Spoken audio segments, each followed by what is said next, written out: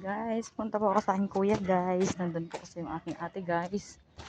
Wala po sa bahay guys. Kaya aking pupuntahan. Sana po yan guys.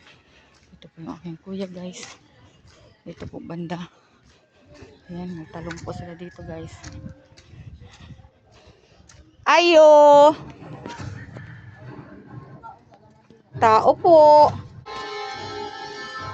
Dito guys.